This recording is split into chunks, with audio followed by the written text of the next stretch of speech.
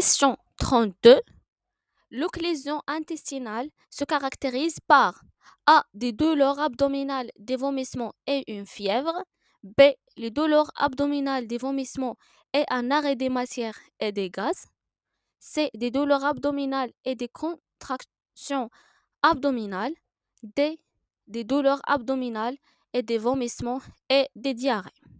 Alors la bonne réponse à la question est B. Des douleurs abdominales, des vomissements et un arrêt des matières et des gaz. Alors هاد لو كور شفتو معاكم ديجا في لاشين. alors هاد لا فيديو غتلقاوه في لاشين ديال الباثولوجي chirurgicale l'occlusion intestinale. alors les signes اللي شفناهم في هاد لا فيديو ديال l'occlusion c'est que douleur abdominale, vomissement, arrêt de matière et des gaz. alors نتمنى الناس اللي بغاو يبريباريو لا بارتي سبيسياليتي لي كور ديال لي باثولوجي chirurgicale غتلقاوهم في لاشين. Question 33. Les diurétiques ont un effet sur A. L'augmentation de la diurèse. B. L'élévation de la tension artérielle. C. La résolution des œdèmes. D. La diminution du poids. La bonne réponse à la question. Les bonnes réponses à la question sont A, C et D. Question 34. Devant une acnémie, un amaigrissement, un peu persistant, on suspecte. Alors, on a le diagnostic. A. Un asthme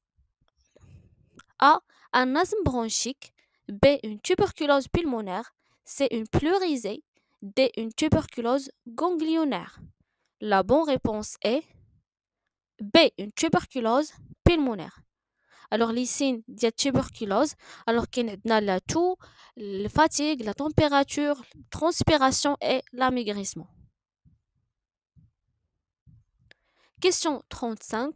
On appelle nursing A. Ensemble d'examens médicaux. B. Ensemble des soins infirmiers. C. L'ensemble de traitements administrés à un malade. D. Aucune réponse n'est juste.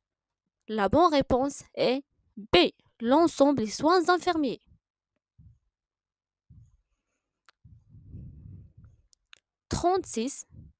Question 36. Question 36. Les précautions à prendre avant de démarrer une transfusion sanguine sont A. Vérifier la température du malade.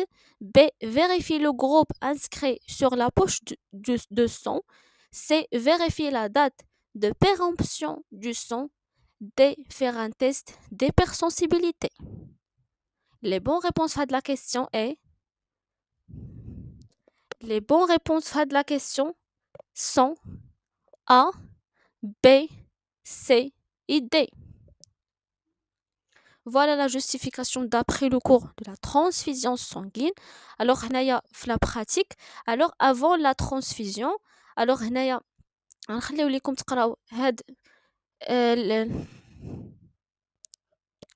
alors غادي نخلي لكم تقراو هاد les précautions à prendre ou bien à vérifier avant la transfusion sanguine. alors منهم هادوك les 4 que c'est M les cochines. Question 37. Devant quel signe vous devez arrêter la transfusion à votre malade? Question 37. Devant quel signe vous devez arrêter la transfusion à votre malade? A. Une légère augmentation de sa température. B. Une prurite défigée. C. Des céphalées. D. Sensation de la douleur abdominale.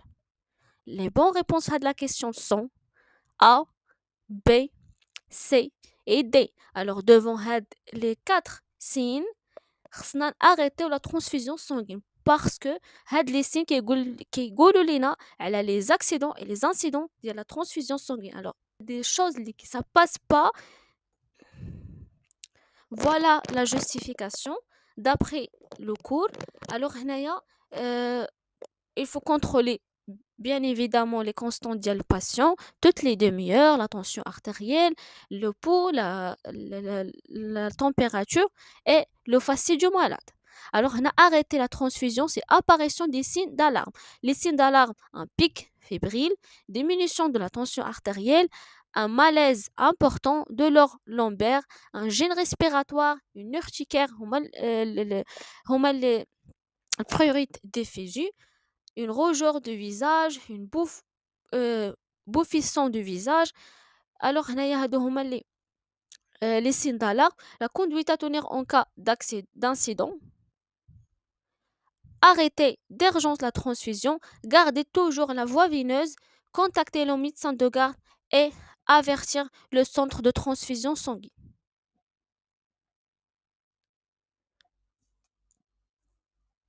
Question 38. Une hémorragie abondante peut se compliquer par A.